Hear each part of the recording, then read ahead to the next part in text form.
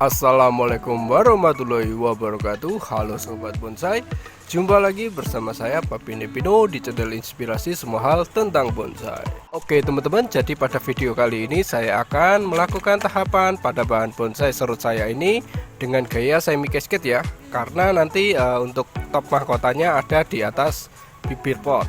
Dan ini sudah saya program menempel di batu ya, karena untuk kaki-kakinya kurang bagus, jadi saya inisiatifkan untuk memperkuat kaki-kaki saya tambahkan batu.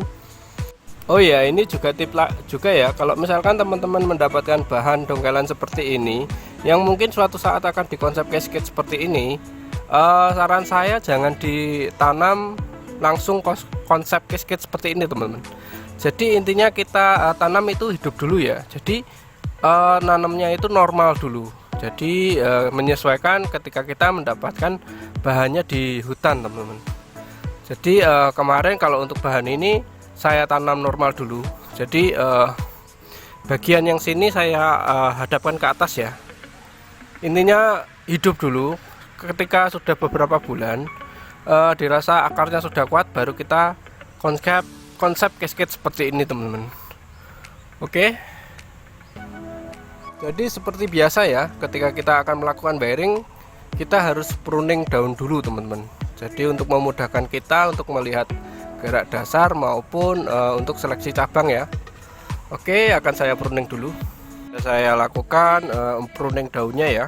Dan tentu saja tadi sudah saya buangi untuk cabang-cabang yang mungkin tidak kita gunakan nanti.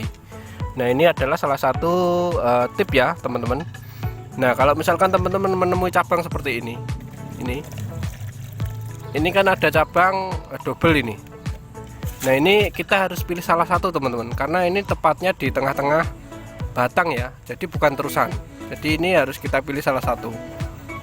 Jadi sebisa mungkin tidak ada nanti cabang ganda seperti ini. Nah, ini ya. Kalau yang saya maksud untuk cabang terusan itu seperti ini teman-teman. Nah, ini kan untuk batang utamanya. Nah, ini cabang ganda juga sebenarnya. Yang ini sama yang ini. Cuma ini tidak perlu dipotong teman-teman. Karena yang ini sebagai yang ini sebagai terusan batang ini ya. Jadi ini cabangnya nanti. Jadi ini akan menjadi cabang dan ini akan menjadi terusan. Sebenarnya untuk pertumbuhannya cabang ganda ini, tapi tidak perlu kita hilangkan. Jadi perlu pemahaman juga ya di tahap ini. Jadi kalau misalkan itu hanya cabang ganda, kita harus pilih salah satu. Tapi kalau misalkan cabang ganda namun salah satunya akan kita gunakan sebagai cabang terusan, itu enggak perlu kita lakukan pemotongan. Sekali lagi seperti ini teman-teman. Nah, ini namanya cabang terusan ya. Ini oke.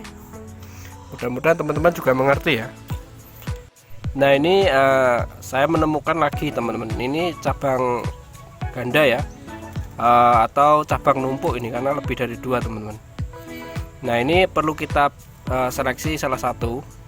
Hanya saja karena ini nanti salah satunya akan menjadi terusan dan letaknya juga tidak terlalu mengganggu, jadi kita biarkan dulu. Nah, teman-teman juga harus selektif ya dalam pemilihan cabang seperti ini. Tidak terus semuanya kita potong, itu tidak perlu juga teman-teman. Jadi kita perlu mempertimbangkan yang namanya antisipasi ya. Jadi ini ada cabang 3. Mungkin yang akan saya gunakan cuma 2 teman-teman. Hanya saja saya menunggu mana tumbuhnya yang paling subur.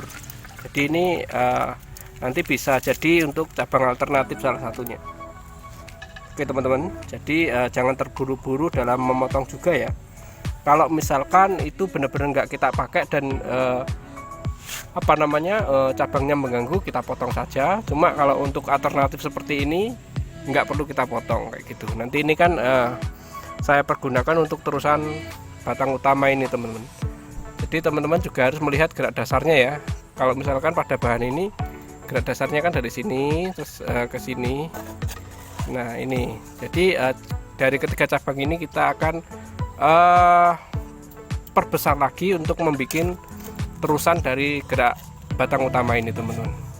Oke, jadi ini sudah selesai dalam seleksi cabangnya. Langsung saja kita ke tahap selanjutnya, yaitu tahap wiring ya. Karena ini tahap wiring 1, jadi wiringan kali ini hanya untuk membuat kerangka konsep teman-teman. Oke teman-teman, jadi tetap ikuti ya. Nah, ini sudah saya lakukan wiring semua ya ke setiap cabang yang akan saya gunakan nanti. Hanya saja seperti biasa belum saya arahkan ya teman-teman, atau membuat alur gerak dasar pada cabangnya. Jadi untuk cabang yang 3 tadi, nah yang bawah ini hanya saya wiring 1 saja ya. Jadi yang 2 ini saya sisakan dan saya loskan kembali. Siapa tahu nanti 2 ini nanti lebih subur teman-teman. Ketika 2 ini lebih subur, mungkin ini hanya saya potong pendek saja, jadi membuat mahkota kecil di sini. Dan kemudian yang 2 ini kalau misalkan lebih subur, maka akan saya panjangkan. Jadi akan saya pergunakan sebagai terusan gerak dasar pada batangnya ini teman-teman. Oke, jadi langsung saja saya ke tahap pengarahan. Nah, ini saya rasa sudah cukup di tahap pengarahan cabang dan membuat gerak dasar pada cabang teman-teman. Jadi seperti ini ya. Untuk kawatnya sendiri memang kurang rapi teman-teman, karena saya menggunakan kawat sisa. Dan ini untuk pencahayaannya kurang ya, karena sudah maghrib ini teman-teman. Jadi pencahayaannya sangat kurang. Jadi ini tadi jujur aja terburu-buru saya. Jadi sekilas seperti ini saja ya. Jadi seperti biasa juga, kalau dari atas kita juga melihat cabang-cabang yang hampir tidak ada yang ketutup teman-teman. Nah, seakan-akan memang untuk cabang-cabang itu sendiri mencari sinar matahari ya. Jadi dia melewati celah-celah cabang yang ada di atasnya. Nah, seperti ini. Jadi untuk karakter serut sendiri ini juga tantangan teman-teman.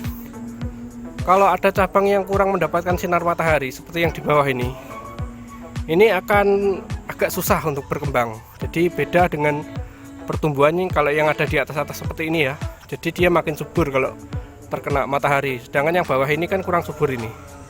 Jadi ini PR selanjutnya adalah ketika atas nanti sudah jadi, mungkin akan saya cutting kalau keseimbangan cabangnya sudah tercapai ya. Dan PR-nya kita melakukan pembesaran yang ini teman-teman. Nah, ini agak susah ini karena dia berada di bawah, tentu saja untuk sinar mataharinya sangat kurang.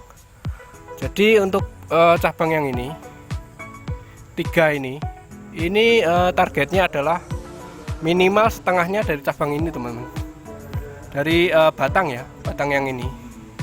Jadi itu adalah PR selanjutnya. Jadi memang harus sabar ya. Kalau teman-teman sebagai pecinta proses itu tidak akan lama ya, karena penghobi bonsai itu malah menikmati di prosesnya teman-teman, karena saya juga begitu. Oke, jadi memang bonsai itu bukan hanya sekedar konsumsi mata ya, tetapi juga konsumsi hati kita.